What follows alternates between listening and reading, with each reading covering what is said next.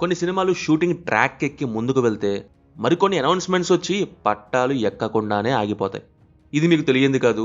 దానికి రీజన్స్ ఇనీషియల్గా కథ నచ్చిన ఫైనల్ డ్రాఫ్ట్ నచ్చకపోవటం ఒకటైతే మరికొన్ని కాస్త షూటింగ్ స్టార్ట్ అయ్యాక ఆగిపోతాయి.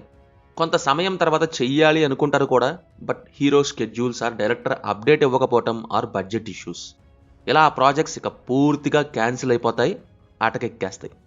మరి అలాంటి ప్రాజెక్ట్స్ ఏమేమి ఉన్నాయి అనేదే ఈ వీడియో. ప్రీవియస్లీ కొన్ని చెప్పాను, ఇప్పుడు ఇంకొన్ని చెప్తాను.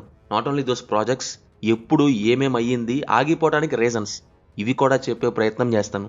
అందుబాటులో ఉన్న సోర్సెస్ బట్టి ఫుల్ రీసెర్చ్ చేసి చేసిన వీడియో ఇది.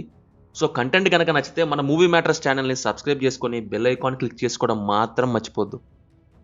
Number 1, tiger Seetharamudu, Pawan Kalyan.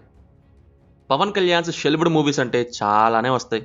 Johnny తర్వాత ఆయన డైరెక్షన్ చేయాలనుకున్న సత్యాగ్రహి, సింగీతం శ్రీనివాసరావు గారి డైరెక్షన్లో జీసస్, త్రివిక్రమ్ గారి డైరెక్షన్లో కోబలి, వివి వినాయక్ గారితో గోపాల తర్వాత ఒక మూవీ, ఇలా కొన్ని బడ్జెట్ ఇష్యూస్తో ఆగిపోతే మరికొన్ని ఇప్పుడు వద్దు అనుకుని ఆగిపోయి ఇక ఆ ప్రాజెక్ట్స్ ఆపేసి వేరే ప్రాజెక్ట్స్కి వెళ్ళిపోవటం, మరికొన్ని director and hero script things set అవ్వకపోవటం, ఇలా జరిగాయి. అయితే ఈ లిస్ట్లో ఇంకో మూవీ కూడా ఉందండోయ్. ఇది చాలామందికి తెలీదు, అదే టైగర్ సీతారాముడు. కొంతమంది ప్రాజెక్ట్ని ఒక్కొక్క పేరుతో పిలుస్తారు, లైక్ టైగర్ నాగేశ్వరరావు అని కొంతమంది, టైగర్ సీతారామరాజు అని మరికొంతమంది, బట్ ఒరిజినల్ టైటిల్ అయితే టైగర్ సీతారాముడు. ఈ ప్రాజెక్ట్ 2003లో ఆగిపోయింది.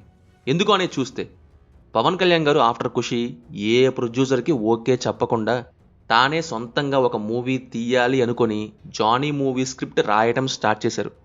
ఈ మధ్యలో ఒక డైరెక్టర్కి మాత్రం ఛాన్స్ ఇచ్చారు. ఆయనతో ఇదివరకు ముందుకు వెళ్ళాలి అనుకుని ఒక ప్రాజెక్ట్ ఆగిపోవడంతో, ఆయనే వీరశంకర్.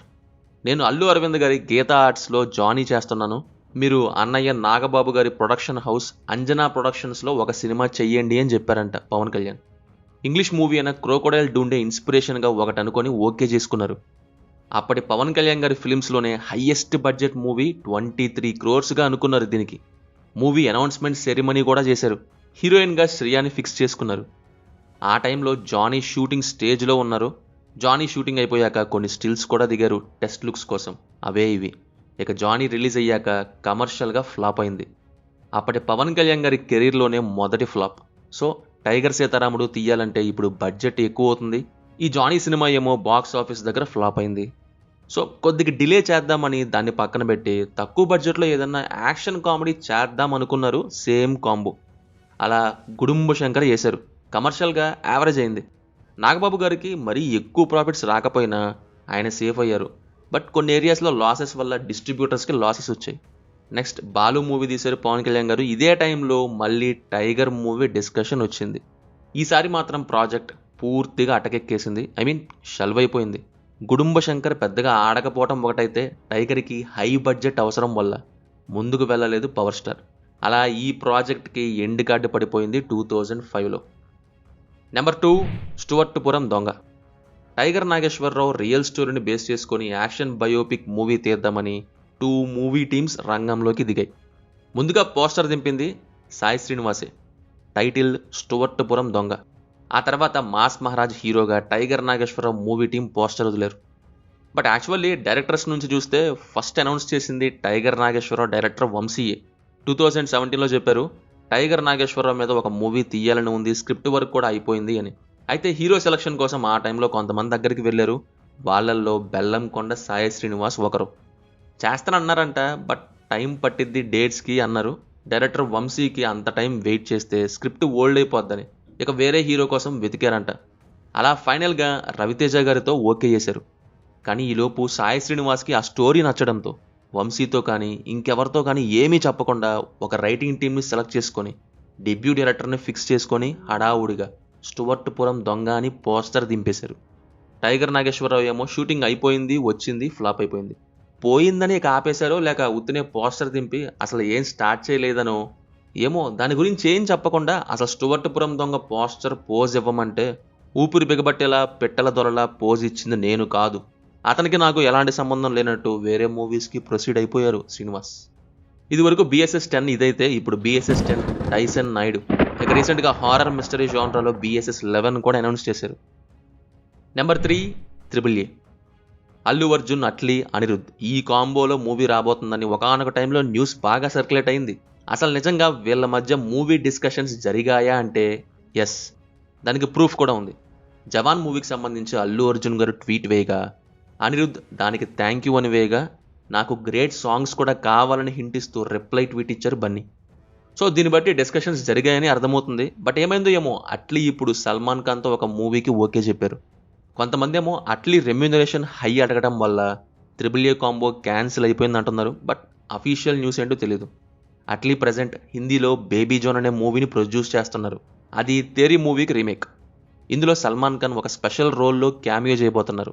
ఆ క్యారెక్టర్ని ఫుల్ లెంత్లో తన నెక్స్ట్ ఫిల్మ్తో చేయబోతున్నట్టు. మరి ఇది వరకు త్రిబుల్ ఏకి అనుకున్న స్క్రిప్టేనా ఇది? ఇప్పుడు మేబీ సల్మాన్ ఖాన్తో చేస్తున్నారా అనేది కూడా డౌటే. ఏదేమైనా బన్నీతో ఈ ప్రాజెక్ట్ ఇక లేనట్టే. Number 4, Venkatesh Trivikram movie. 2017లో ఈ ప్రాజెక్ట్ అనౌన్స్ చేశారు అఫీషియల్గా. అజ్ఞాతవాసి ప్రొడక్షన్ హౌస్ అయిన హారిక అండ్ హాసిన్తో త్రివిక్రమ్ గారు, వెంకటేష్ గారి కాంబో ఓకే అయ్యి అఫీషియల్గా చెప్పారు కూడా. కొన్ని చోట్ల ఇది జాలీ LLB 2 రీమేక్ అన్నట్టు కూడా న్యూస్ వచ్చింది, బట్ నాట్ అఫీషియల్లీ. ఏమైందో ఏమో ఈ ప్రాజెక్ట్ సైలెంట్గా పక్కకి వెళ్ళిపోయింది. అరవింద సమేత మూవీ తర్వాత స్టార్ట్ చేయాలి యాక్చువల్లీ. అప్పటికే మహేష్ గారితో ఒక మూవీ కూడా అనుకున్నారు. బట్ మహేష్ గారి డేట్స్ లేవని వెంకటేష్ గారితో ఒక ప్రాజెక్ట్ చెయ్యాలి అనుకున్నారు. బట్ ఇప్పటికీ అది మొదలే అవ్వలేదు. మొన్న వెంకటేష్ గారిని సైందో ఫంక్షన్లో అడిగితే త్రివిక్రమ్కి ఫోన్ చేయండి ఇప్పుడు, ఆయనే చెప్పాలి నాకు తెలీదు అని ఫన్నీగా ఆన్సర్ ఇచ్చారు. నెక్స్ట్ త్రివిక్రమ్ గారేమో బన్నీతో ఒక పెద్ద ప్రాజెక్ట్ చేయబోతున్నారు. అది 2 parts అని అంటున్నారు. సో ఇలా చూసుకుంటే ఇక 2017లోని ఆ ప్రాజెక్ట్ ఇక షెల్వైపోయినట్టే. Number 5, KH 233. కమల్ గారి అప్కమింగ్ ఫిల్మోగ్రఫీలో వినోద్కి ఒక ప్రాజెక్ట్ ఉండేది. ఈ ఇయర్ బిగినింగ్లో అప్డేట్ కూడా వచ్చింది అఫీషియల్గా కమల్ హాసన్ ప్రొడక్షన్ హౌస్ నుంచి. అలాగే అనౌన్స్మెంట్ వీడియో కూడా రిలీజ్ చేయడం జరిగింది. బట్ రీసెంట్ అప్డేట్ ఏంటంటే ఈ యాక్షన్ థ్రిల్లర్ ప్రాజెక్ట్ ఆగిపోయింది. వినోద్ రాసుకున్న స్క్రిప్ట్ మొత్తం విన్నాక సాటిస్ఫాక్షన్ లేదని కమల్ తప్పుకున్నారంట. మరి ఇదే ప్రాజెక్ట్ విజయ్కి కూడా చెప్పినట్టు కొంతమంది అంటున్నారు. విజయ్తో చేసే మూవీ అయితే పొలిటికల్ థ్రిల్లర్, ఇదేమో స్పై థ్రిల్లర్. సో రెండు వేరని నా ఫీలింగ్. KH 233 స్పై థ్రిల్లర్ అయితే షల్వైపోయినట్టే. నెంబర్ 6, ఒక్క అడుగు.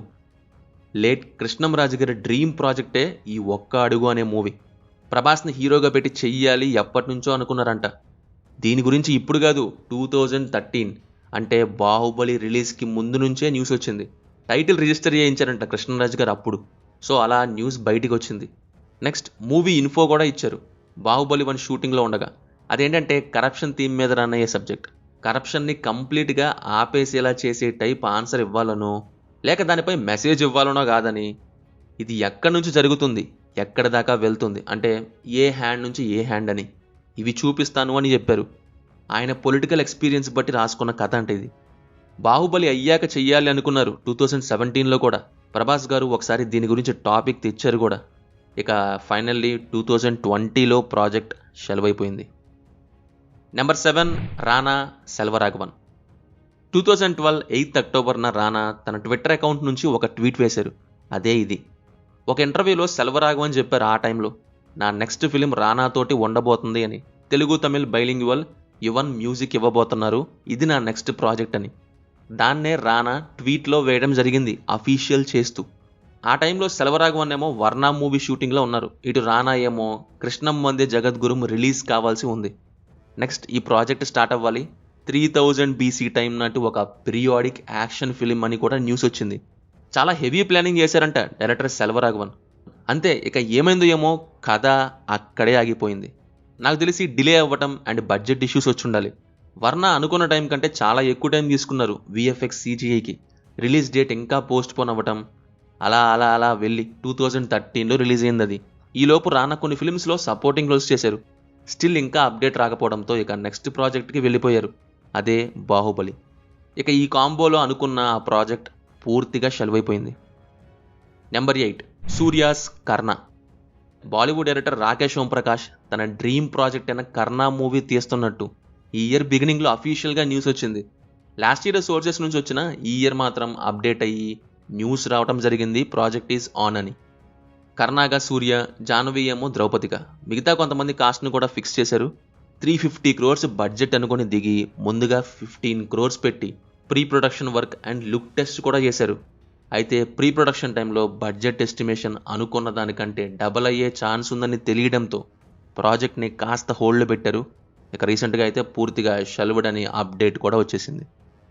సో ఇవి గైస్, ఇందులో ఏ ప్రాజెక్ట్ అయ్యుండుంటే బాగుండేది, దేని మీదన్నా మీకు ఆ టైంలో ఎక్స్పెక్టేషన్స్ ఉండుంటే అవేంటో కింద మాతో కామెంట్స్ ద్వారా షేర్ చేసుకోండి.